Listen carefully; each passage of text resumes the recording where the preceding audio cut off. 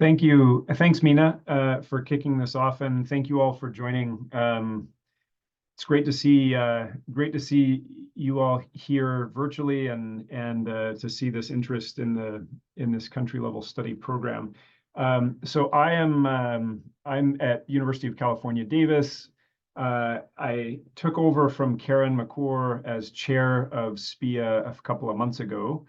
And as Mina said, James and I will be presenting an overview to kick things off. James, do you want to introduce yourself?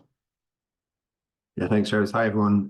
James Stevenson here. I'm a senior research fellow with SPIA. I've been with SPIA for a long time, since 2010, serving under different SPIA chairs, and most recently under Karen, and before that, Doug Gorlin. So we have a long continuity of great chairs with SPIA, and Travis is relatively new to this, but has been helping with this country level work for many years now. So we're in great hands today, and Travis is going to start us off, and then I will.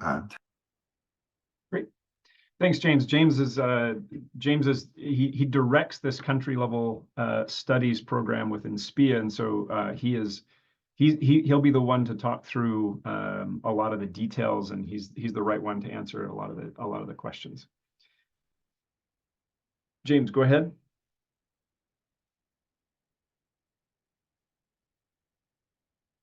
Okay, so just as a quick introduction to SPIA, many of you know SPIA. Many of you have interacted with us in various ways in the past.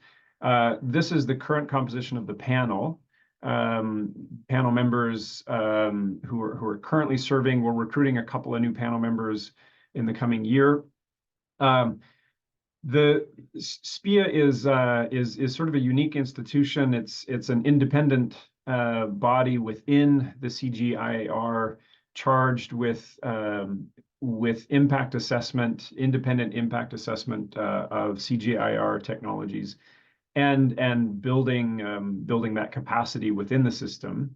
One thing I'll point out, SPIA, as James mentioned, SPIA has been working on these topics for many years. Its work plan, the scope of the work that SPIA does, has evolved over time, and actually this country studies program is maybe the biggest change to the scope of what SPIA does. We do have, and we'll just take the opportunity in passing. We do have an August 2nd conference, a pre-conference to the international meetings in Delhi this summer. Pre-conference day that will focus on everything that SPIA has done, and a lot of the work that many of you on the call have participated in. So that's an August 2nd SPIA Fest conference that will be backward looking over what SPIA has been doing. The country studies program is part of that, but is being ramped up in a major way, which is precisely what we'll be talking through today. Next. So the context here is a context that you're all familiar with, and it won't come as a surprise, but I think it's useful to kind of get it on the screen and see kind of the big picture backdrop here, which is just that for many decades, the role that yield enhancing ag technologies have played in reducing poverty is well known and well established. Many of you have contributed to that literature over the years. For a long time, trying to understand the rates of return to those kinds of investments has been done by colleagues. My colleague just down the hall here at UC Davis, Julian Alston and Phil Pardee and others, has been done based on the best data we had at the time on adoption of these technologies, which of course shapes the way you think of rates of return on investments in those technologies. A lot of that was based on expert opinion, sort of asking people in country, within the national system, their assessment of how widely technologies had been adopted, and then making some assumptions about benefits, and sort of building from there, thinking about the rate of return on investment. That's that had its place in time. Today, there are a couple of reasons why funders and institutions and researchers are demanding a bit more or different ways of thinking about these technologies and the return on investment. For one, challenges are different. Climate change changes things, different research objectives in agricultural programs. And that includes crops and practices that focus more on resilience or nutrition than purely on kind of first order yield improvements. So that the upshot of all that is that we're in a place and have been for some time where thinking about rates of return or thinking about how these technologies actually get traction, where they get picked up, that all of those questions demand different approaches, demand more in data. And then, of course, the backdrop to all of this in the social sciences is a push for more rigor, for more convincing causal evidence, ultimately, and all of that means demand for new measurement approaches, new methods, and that is that's very much sort of the springboard for this work. Next. So the method here, and it will be familiar to many of you. The method here is to try to initially to really systematically document the reach of agricultural R&D across all these different domains that are the focus of the system, of the CGIAR system, and to do that at the national level, to take the country as a unit of analysis, and to try to kind of unpack, sort of reconstruct the history of investments in these technologies, the innovation process, reconstruct what has happened in recent years or recent decades even, and to do that at the national level, right? And then specifically there in the bullets, you see the general approach has been in the countries where we experimented, kind of piloted this work, and where we continue to do the work that James will dive into in a moment, that the work implementing this has consisted of a few key ingredients. So first is a stock take. That's the stage that entails reconstructing the recent history of all the innovation or all the policy influences within the CGIAR, all the different centers, the researchers who've been active and engaged with national partners, and then taking a few steps down the path of trying to understand the likely scaling of those technologies or those research programs. So that's a stock take process that is very involved and requires a lot of connection with local researchers, local policymakers. The second is to then take that stock take to stakeholders in the country, stakeholders who have their own who have lived that experience, and they have a sense of what actually transpired during these years. They have some sense of the priorities and the likely potential for impact. And then based on those that kind of feedback from stakeholders, from those who lived the experience, then building out for a smaller subset of technologies, building out data protocols, measurement protocols, building them into nationally representative surveys, so that we actually have an empirical basis, statistical and empirical basis that is representative, again at the national level, that can allow us to say something about the dissemination of these technologies. And the idea there is it's sort of holding feet to the fire in a way, right? I mean, everyone who leads a research program will give very optimistic responses about what has scaled. It's a very different approach when you then say, well, can we actually pick this up? Can we pick up signal in national surveys evidence that this actually has scaled. And then that final bullet is the dynamic. So we're just getting to this point in the countries that we started with. Ethiopia is the one country now that has a second round that James will talk a bit about. And that is an important part of this, right? We do want to be able to set the stage here for tracking not just kind of static reach of these technologies, but also thinking about changes over time and how those changes may reflect different priorities at a national level, different programs, or different market conditions. And then the final thing I'll just mention here is and I've mentioned a couple of times the conceptual focus on countries as a unit of analysis. One of the things that has become clear is how much funders appreciate the country level focus, because countries are often the unit of analysis or the unit of decision making for these funders. That's true for policy, obviously, but that's one of the value added elements of this program, I think, is to really see agricultural innovation and dissemination of new technologies, but at a country level, at the unit of analysis where policymakers and donors are often making decisions. Next. So this is the map you would have seen if you click through, you registered for this. You've probably taken a look at what's on the website. This is the phase 1, phase 2, phase 3 map of the different locations. The only thing I'll mention here, you've seen the map.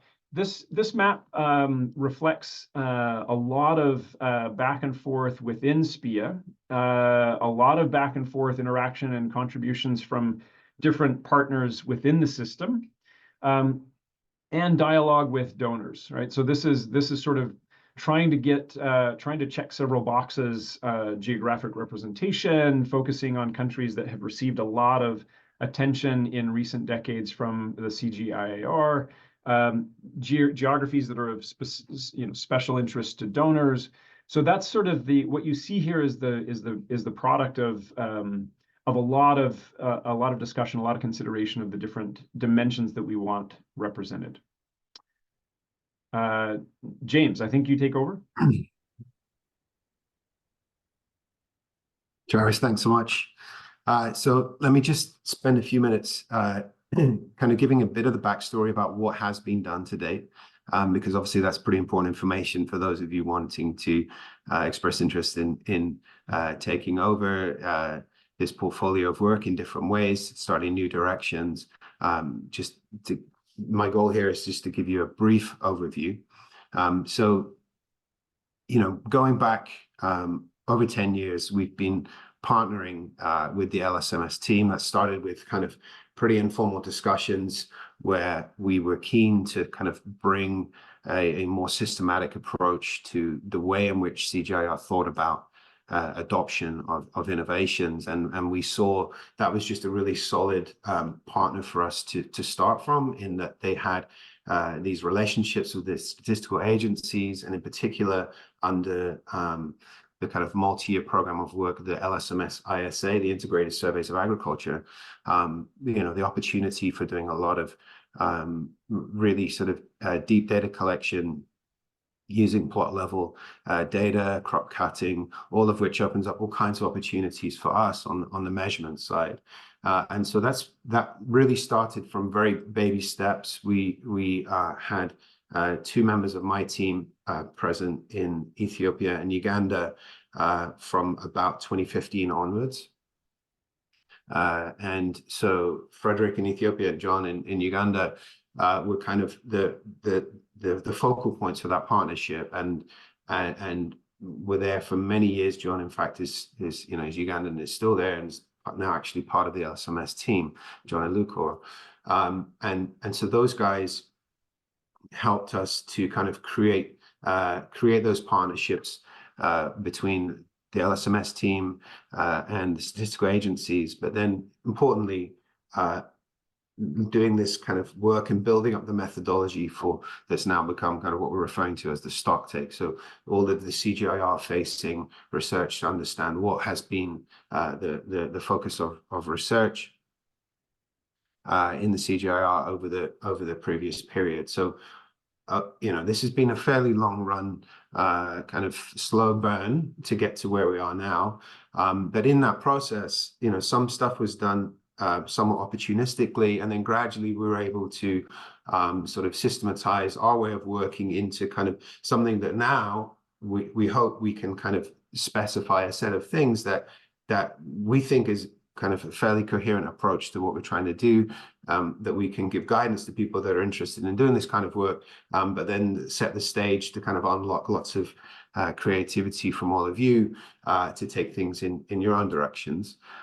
So that's very much the kind of rationale of what we're doing. We just want to make sure that that this work that we've been doing over more than a decade kind of continues and is institutionalized in a new way and has an exciting future going forward. So in Ethiopia, we were, early on, we integrated a few data collection protocols as early as 2015-16 into the Ethiopian Socioeconomic Survey. That built further in 2018-19. But there was no panel structure between those two waves, ESS3, ESS4, because the sample was redrawn for the 2018-19 round. Well, excitingly, despite everything that happened in the country between 2018 and 2021-22, including conflict, COVID, drought, the panel was able to continue to be filled in 21-22. So we have a first report using the 2018-19 round, which we published in 2020, and we have a forthcoming report we hope in the next couple of months that actually uses that panel structure between those two waves to look at what's happened. And I'll show you a little sneak preview of that in a second. Uganda, we have integrated a bunch of different things in the 21-22 survey round. There were several kind of pilots and experiments in the years prior to that, which helped us kind of refine our approach to working with the Ugandan Bureau of Statistics there. But we are getting close to final stages. We're sort of really at the nitty-gritty of like sample the weights for the different survey components and consumption aggregates. This sort of real final step. We have the data that we need. We're just wanting to get every last bit tied up so that we can generate the kind of estimates of reach that we then want to put into the public domain and show to CGR management. So again, that's work that's forthcoming. The first half of this year, we should have a first really solid report on Uganda out. In Vietnam, we started working there in a later phase. So Ethiopia and Uganda, we were working through the LSMS partnership. We don't have that same arrangement in Vietnam. We create a partnership directly with the General Statistics Office. Lots of things are different there compared to our experience of working in Ethiopia and Uganda. There's lots of learning which we can share and pass on through this process. The relationship's been great. They're doing a survey every year with the VHLSS, Vietnam Household Living Standard Survey, and we have integrated a range of different things. It's different by year. But the most comprehensive round that we had was the 2023 round, 2020, and so the full report coming in 2024. We have a preliminary report on our website for just a few innovations that we integrated initially, and then we'll have a kind of more comprehensive synthesis coming out this year. And then Bangladesh, we have had a different approach again. That was the last of the starting blocks, and there we worked with the Bangladesh Integrated Household Survey, which is a kind of USAID funded, IFPRI managed survey, and we have been working over the last 6 months to prepare an independent round of that survey, which we're going to be fielding. It's going to the field in February, assuming that things remain calm after the election these past few days. And that will be a revisit of the 2018-19 full BIHS round, last fielded by IFPRI at that time. So different model in different places, but that in a nutshell, that's what we've been doing. And I just wanted to kind of, just re-emphasize some of the things that Travis was saying, that based out of all of that, the model is different in different countries, and we would expect that to be the case for the 4 new phase 2 countries for implementation. But broadly speaking, this stock take process, I have to acknowledge, apologies, there was a broken link on the guidance note for that. If you haven't been able to find that, it is on our website in a different at a different URL. The embedded link in the PDF was working initially. For some reason, that's broken. So if you haven't been able to access that guidance note, I urge you just to go back to our website and look for it there. I don't have the URL to hand just now, but we've posted it. We've posted it in a different place because for some reason where it was hosted on CG Space got broken. So apologies for that. But we have this kind of method for the stock take. And basically that is, I'll show you a slide in a minute what we mean by that. And then we've had data collection pilots, figuring out the right way of collecting data for some of these things. We've done the national consultation with relevant stakeholders in each case. And then we've embedded those priorities and what we've learned from many pilots about measurement into these representative household surveys. So that's the kind of core of what we do and what we would consider to be the core of what goes forward in the years ahead and what you'd all be bidding on. And so I've got 2 slides on the Ethiopia case just to make it concrete, and hopefully you've been able to access this report because we're really proud of that 2020 first report coming out of Ethiopia, and it set the stage for everything that's come since then. So this is a schematic of what the stock take is. And so starting from a really kind of fairly detailed process of desk review and interviews with CG researchers to really understand just the universe of CG related research in the country. And then from that, we kind of identify just the stock take is just an Excel table with a number of columns, and each row is a different innovation. And so we identified kind of 52 innovations that were at least at a pilot scale, so that there was something had been done to extend this to farmers in some way. And associated with that, complementary to that, there were a set of claims that we were able to find through this process of CG research having influenced policy, with that kind of fairly generous interpretation of what we mean by a policy influence. So it could be some kind of capacity building of a particular institution or whatever. We have a sort of separate table of those in the stock take. And so from that, gradually we kind of work down a prioritization of to really identify those best bets for collecting data at a national scale. What do we think would actually show up in a nationally representative survey? And then we take those to the different surveys. So broadly speaking, this is the stock taking process.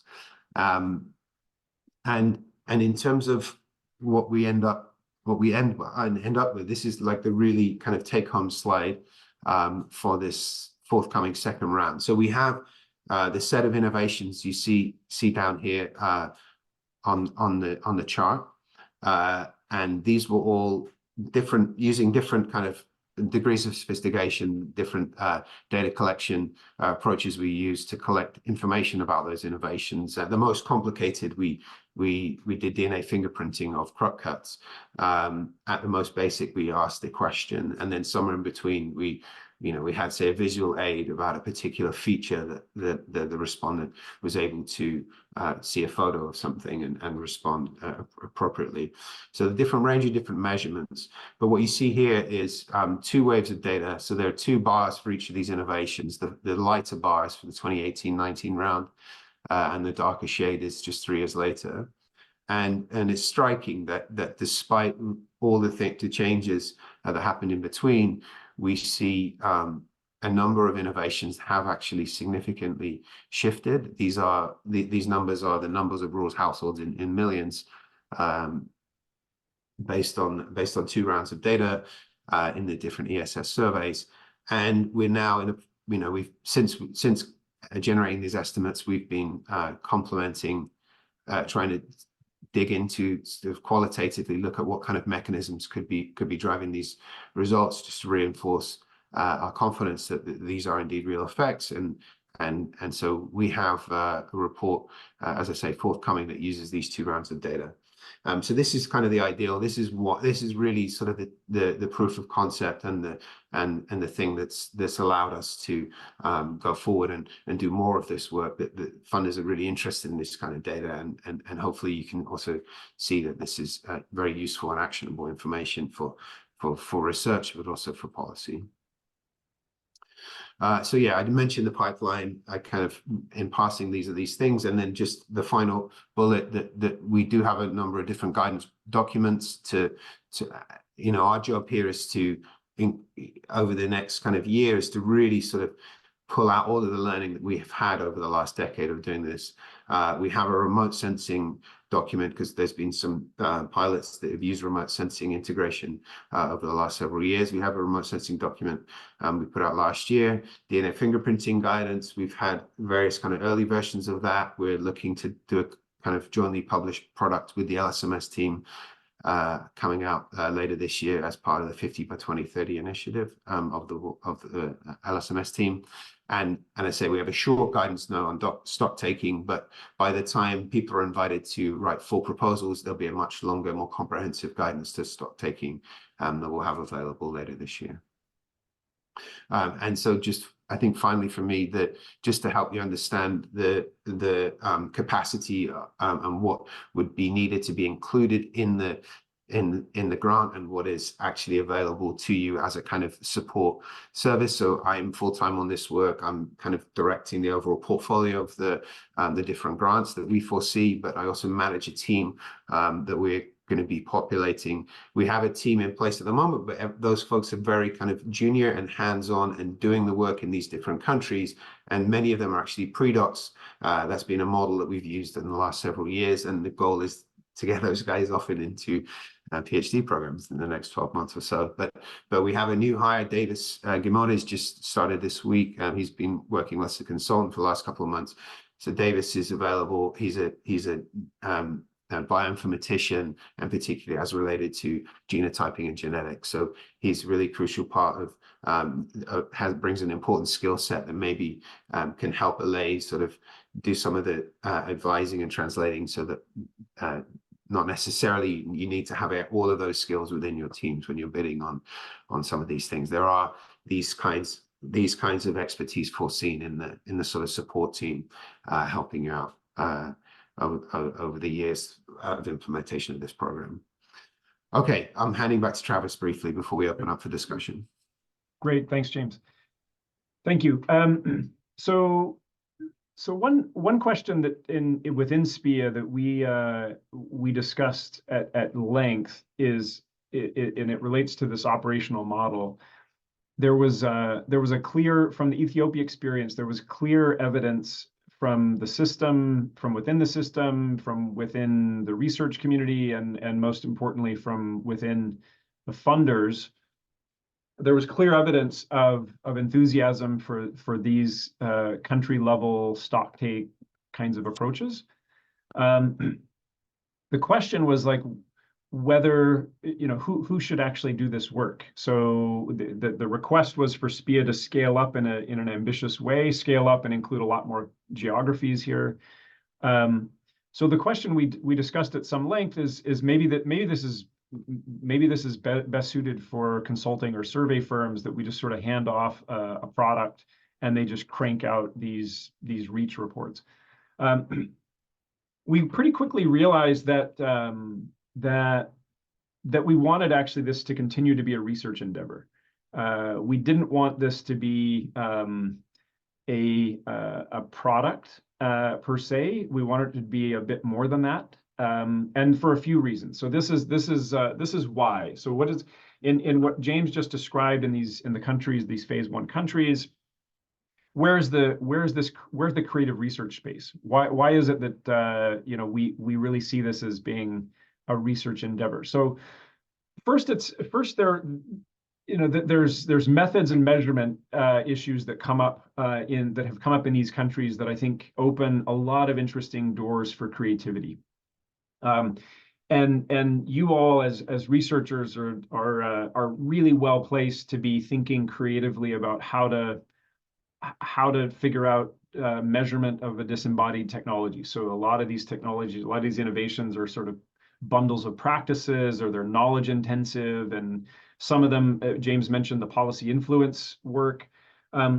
So a lot of these are innovations that are not kind of one-off, easily measured technologies that you kind of hold in your hand and you can ask a farmer if they use X. So there's some methodological innovation that I think is required, and some creativity as a result. Measurement issues. So James just mentioned the use of Earth observation, remote sensing, the use of genotyping, other biophysical measures, GPS. I mean, so a lot of this program was inspired by efforts within the LSMS team and elsewhere, efforts to really upgrade our measurement and collection of agricultural data. And this, we see this program is very much in sync with that broader effort to improve measurement. And then maybe most important, in fact, in my view, definitely most important on the screen, is the final point about this work not ending with a stock take or reach report, but all of this research effort, all of the funding and putting the team together, that it really is doing much more than that. It's setting the stage for follow-on research that I think could really be both interesting but also policy relevant. And that's really getting from reach to thinking about impact.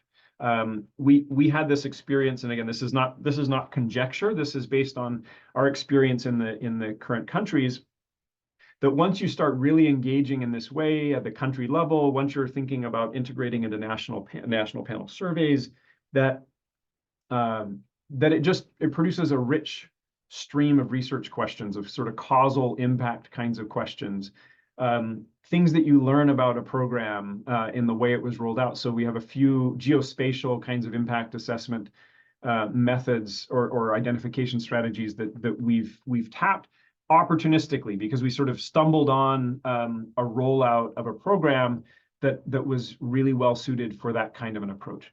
So we think that both for like the questions and the opportunities and programs, but also for the networks and the capacity, kind of the local capacity, we think that this is really maybe the most exciting part of the country studies program, is that this doesn't end at the delivery of a reach report, but we really think that it's an opportunity to kind of leverage your expertise collectively, or the expertise of these research consortia, to then seek additional funding and to be really well placed to pick up, to propose new research and to pick up and continue on to the impact kinds of questions.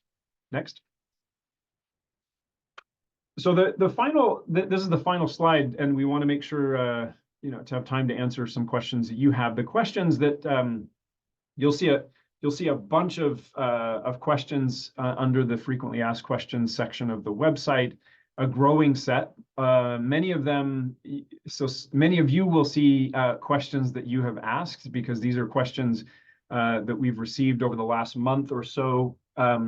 It will continue to grow as we get questions based on the questions we get here. We'll try to keep that populated and current so that it's a useful resource.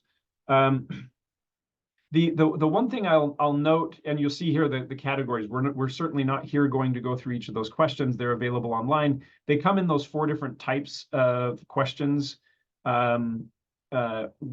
Two notes I'll make. One is the role of CGIAR researchers in these. One of the things that this is a note that went out to CGIAR researchers who had registered for this webinar. We're hosting a similar kind of part 2 of this a webinar discussion that's specifically for CGIAR researchers a week from today, same time next Tuesday. And that's because their engagement is important, but given the independence that is so fundamental to the way SPIA functions, They're not eligible to lead a research team in this case, but we do anticipate them being involved in some roles. So that'll just flag. The second thing to note, there are timelines given in those each of the phase 1, phase 2, phase 3 calls. The timeline for the three different phases is common until the end of the month, basically. So the portal for submitting these expressions of interest will open next Monday. It'll be open for a couple of weeks before the deadline at the end of the month, January 31st. And that part of the timeline is common. Once we get those expressions of interest, our ability to both kind of evaluate, process those expressions of interest, work with teams to kind of get to inviting full proposals, and then the full proposal stage, all of that will sort of play out at a slightly different timeline for different countries, in part because these countries have different time sensitivities attached to them. So that's just a passing note on the timeline. James, anything else before we open up for questions? Anything else you want to clarify? No, not from my side, Travis. Just we want we'd love to take your questions if you want to raise your hand. But Mina, I haven't been monitoring the chat. There are two questions from the chat. So first, in the case of phase 3 studies, is the call for proposals only open for academic institutions, or are consultancies also eligible? And how big should the team be in this case?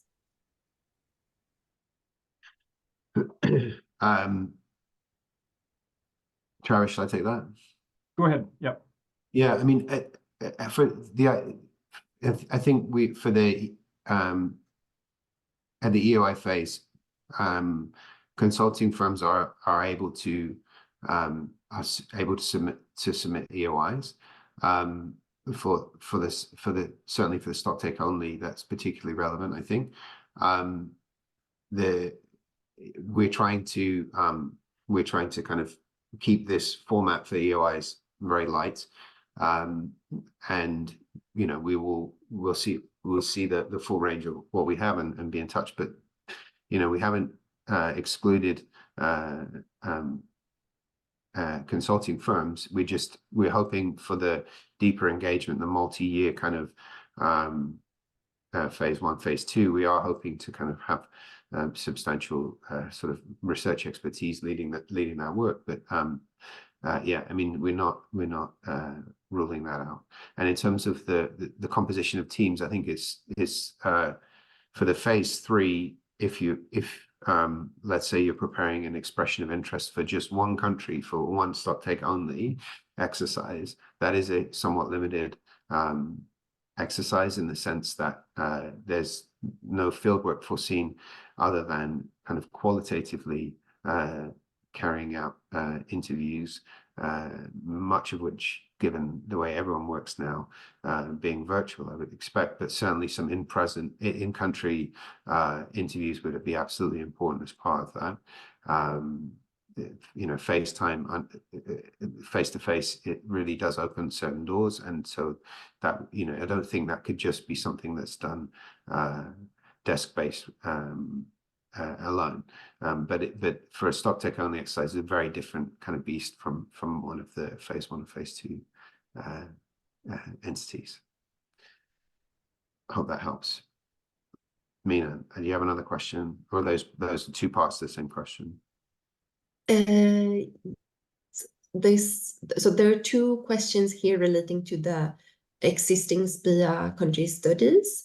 One is about the sample size of the surveys, and then we had a separate questions also asking about the stock take and how far back one goes in the stock take. Yeah. So we've been kind of anchoring things from about 2000 so far. That might need to shift somewhat if with the passage of time. When we started this, we talked about the past 2 decades, back to sort of 2000. so that it's of that order. Now, where the cutoff really is, the availability of documents and people being around that know that work from sort of early to mid 2000s is gradually sort of, certainly on the people who have those connections, that's gradually dwindling. So it becomes more challenging if things aren't already available online to help kind of flesh that out. But yeah, that's been sort of how we've seen it. And I think we'd probably like to keep around sort of that sort of, whether it's 2000, 2005, that can be kind of discussed, something like that, of that order. What was the second part to that question, Nina? That was a stock take. Yeah, the stock take. How far back does one go? That was, so that I answered that one. What was the other part to it? Sorry, the other one was about the sample size of the surveys. Right, yeah. So this is hard to do because we're optimizing lots of different things. And Travis, you might want to come in here, but there's no one kind of overall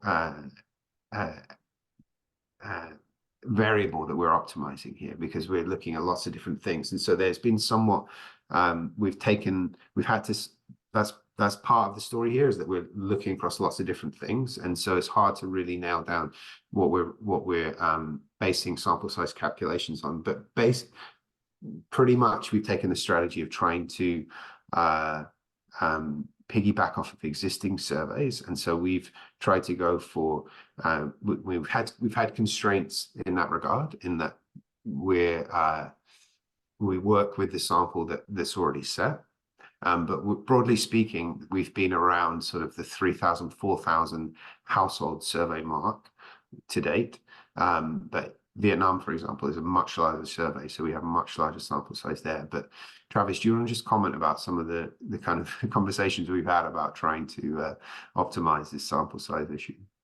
Yeah, it is. I mean, you're absolutely right. There's no single power calculation. There's no one power calculation to rule them all in this case, because there are just so many different pieces. So it's been more art than science as we've gotten to the point. I mean, in Uganda, you know, we were thinking about kind of geographies, agroecological zones within countries, and then thinking and for some of the measurements, so we had subsamples for DNA fingerprinting. So it is a bit more art than science, because the product, sort of the end result of the stock take is still a fairly lengthy list of innovations.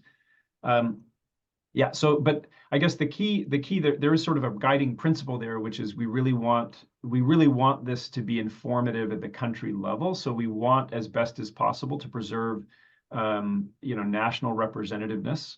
And that means, at least for the sort of the key innovations, that we want to be powered to say something about national level diffusion of these innovations. And then the teams, as we have certainly seen, I mean, the teams will end up seeing and appreciating a lot of the kind of the spatial heterogeneity in those uptake rates, which then means that it has other implications for how you think about sample size. That's about as best we can do probably there. There are a few other questions, so thanks for the questions in the chat. Keep coming. We will make sure I'll answer a couple of these. James, you can take a look and then kind of pick up where I leave off. Mm-hmm. My Wish asks about funding one research team per country or multiple teams. So we're open to and I think mention as much, but we're very open to a research team taking on multiple countries. That's especially true for the phase 3 stock take only countries. And they can also be mixed and matched, right? So if you're putting together a research team that spans global north and south, and that actually has, would naturally be able to take on a phase 1 or phase 2 country, but also has expertise that would allow you to do stock take only for 1 or 2 other countries, we're sort of open to that kind of mixing and matching, especially if it leverages the kind of relative strength and comparative advantage of your research team. The part two, my wish to that question. So SPIA does have a set policy on indirect costs of paying 10%. So 10% is the standard overhead rate. Let's see, multidisciplinary. I'll answer this one, and then if James, you can pick up maybe one or two. The multidisciplinary team at this stage. So this actually, and there's another question about independent researchers who may want to just be part of this. So we envision ultimately we would love to see these research teams include a broader set of expertise beyond kind of the quantitative causal identification toolkit that many applied microeconomists have these days. Although that will be an essential part. So having a qualitative person would be useful, but the way we're thinking about the expressions of interest is that there will be a lot of kind of matchmaking that happens after January 31st. That there may be teams that get merged, or that we sort of put teams in contact. If someone has expressed a real interest in working on a given country but is not in a position to lead a research consortium, we may put that person in touch with a team that is putting a proposal together. So this we have a hard time seeing it any other way, right? This is going to have to be a pretty organic process once we have once we gauge the level of interest. And that is true for disciplinary expertise as well, right? So your teams are not expected to have maybe all the expertise that they would want to have, because the kind of the full proposal development stage can also be an opportunity to kind of build out research teams. James, do you see any questions there you want to pick up on? Yeah, let me address Sophia and Leah's questions about team composition here. So yeah, I guess Sophia asks about whether individual experts or consultants could join a country study team, and is there a kind of matching platform? So the way that we've foreseen this is that yes, if you are an individual who has interests in a particular country or area of expertise relevant to this, submit, but you don't necessarily have the ties that you need to really say, yes, I have a team that I can put together already, then submit an EOI as an individual, explaining that you're interested in joining a team. And we would basically be kind of my team here at SPIA would be the matching platform. We'd look at your application, we'd reach out to you and just try and clarify a few things. We'd see about whether the countries or topics that you're interested in have sort of well-formed teams already, and whether there's potential complementarities there. So yes, there is a kind of matching platform, I guess, implicit in this, and that's us. That's what we're trying to do through this kind of fairly lengthy process over several months of evaluating what we get through the EOI process, and trying to kind of configure, have discussions with teams and individuals and try and work that through. So Leah asks about, do we expect strong ties to within country institutions? And indeed, part of this is in fact rewarding that. And I think in terms of more formal expectations, I think implicit in that, I guess maybe if we haven't spelled out that we expect a PI, I forget the details, but Travis, I would think at least the co-PI from a local research institute at the final step would be the way that this would go. So you may not be ready to be able to have that formed at the point at which you express an EOI, but certainly by the time that we're done with this sort of process of matching and looking at what we have and trying to bring different people together, that by the time full proposals are submitted, then we would expect we would certainly expect co-PIs from research institutes from that country in most cases, I would think, at that point. Yeah, good. Let me pick up on just a couple more here that have been listed. Thank you for these questions. The question Vivek asks about carrying out your own survey versus integrating into an existing survey, or if there isn't one. So James mentioned this, I think, or he alluded to it. The four countries that we have worked in sort of also span this space a bit. We do anticipate that some of the countries that some of the phase 2 countries that are unfamiliar to us as of yet in this space. So some of those will probably require research teams to pull off their own nationally representative survey. Some of them they will be able to integrate with an existing panel or an existing survey, LSMS style. So that's one of the reasons in the full proposal stage, there will be some back and forth to kind of more precisely define what budgets may look like, because we realize that has really big implications for how you think about costing out the required research to pull this work off. So the answer is yeah, it could be either, and we will be trying to work with teams to make sure that the budget limits are that they reflect that reality, that expectation.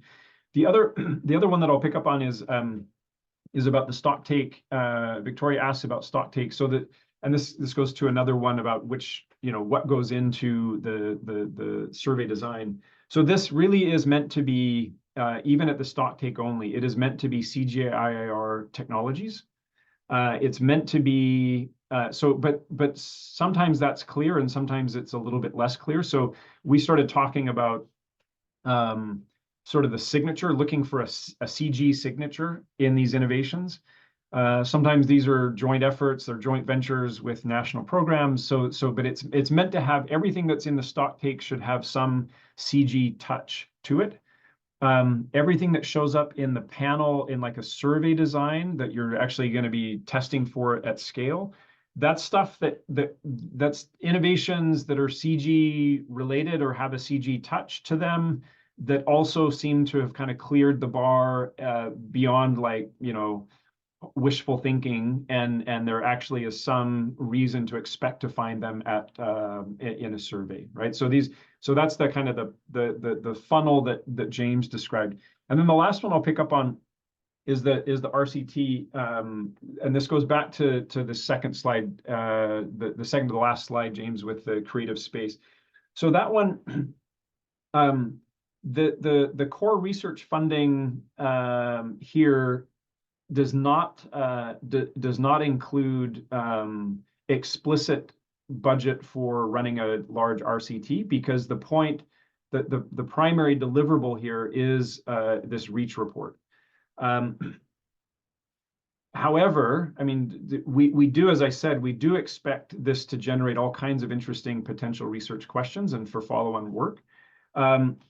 That can come in two ways. I mean, the funding part can be two ways. I mentioned a moment ago that we do think that can crowd in it can crowd in a lot of external research funding, because it puts your team, I think, in a really strong position to be able to put a very good proposal together to external research funding channels to support follow-on work. It's also, though, expected that even within the SPIA country study budget, that there will be some discretionary funds available, or even follow-up funds that could be requested through SPIA to do interesting experiments that sort of specifically relate to the given country or in the context, right? So we're very aware of like this, that being a natural question for researchers to be asking about or wondering about, and some combination of SPIA funds and probably even more importantly, crowding in external research funds, I think is the way we're thinking about that. We want to make sure that is a possibility. James, do you want to pick up on any? Yeah, let me take two quick ones. Erin asks about the raw data being available that underlie these reports. Yes, that's the expectation going forward too, that after a grace period, that these data will all be in the public domain. The Ethiopia survey, the 2020 round, is the raw data are published through the World Bank website. Uganda, we're not yet published the data set because UBOS have not signed off on it, but we're getting close.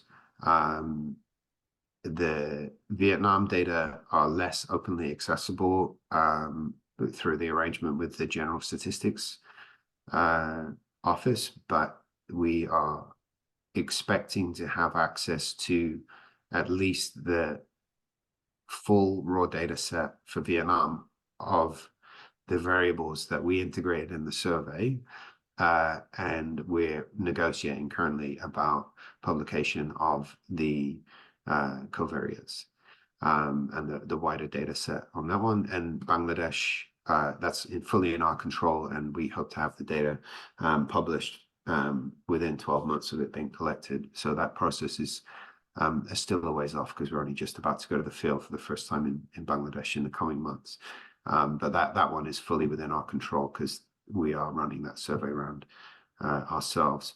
And then Lucas asks, to what extent should the research with the panel data be related to the stock taking exercise? Is it enough just to have a few key innovations there? I think the key point on the schematic slide I showed there, Lucas, is that we start off very broad and we work down, and we really want to try and embed data collection for anything that could conceivably have been scaled. So anything where there's supporting qualitative evidence that programs will have extended things to farmers. If there's just not a mechanism by which something might have actually got out, then there's no point.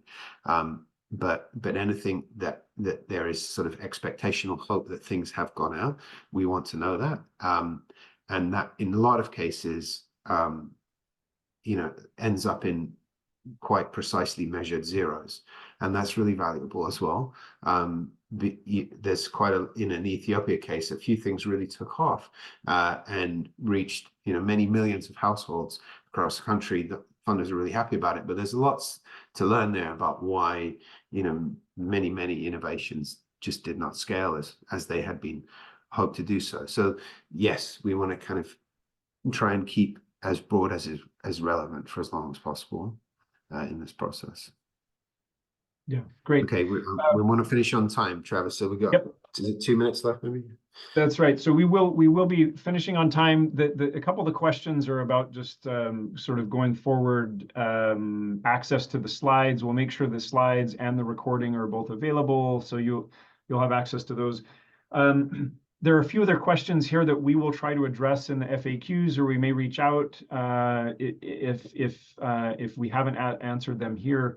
One that I'll just mention that I think is embedded in a couple of the questions is that the REACH report. I want to make sure that the REACH report that I didn't come across as being disparaging of the REACH report. There's actually a lot of space, I think, to be quite creative in the REACH report itself for thinking about how national level programs or policies may have influenced the dissemination of technology. So we're going through this in the Uganda case right now. So the REACH report is also a creative endeavor. It's just one that is that may not generate peer-reviewed publications as much as sort of follow-on work that really dives into sort of well-identified causal kinds of questions. I think that's. We should turn. Mina, do you have any final before we wrap up? Any final comments about logistics or some of the questions that you see in the chat? No, there are some remaining, but I think we might want to add them to the frequently asked questions page. I will pop that at the end of the chat again, just so everyone has that link. And other than that, nothing. Thank you, Charles. Okay, well, thank you. So in that sense, with that, Mina, thank you. We'll wrap up. Thank you so much for joining us. It's been great. It's great to see this kind of enthusiasm and this interest in the work, and we look forward to seeing some really good expressions of interest. James? Yeah, no, if in doubt, apply. And please do note that date for your diary again, August 2nd, one-day pre-conference in Delhi at the International Conference of Agricultural Economists. But thanks everyone for joining us today. The portal will be open from Monday for submissions of EOIs. Great. Thank you. Thanks, everyone.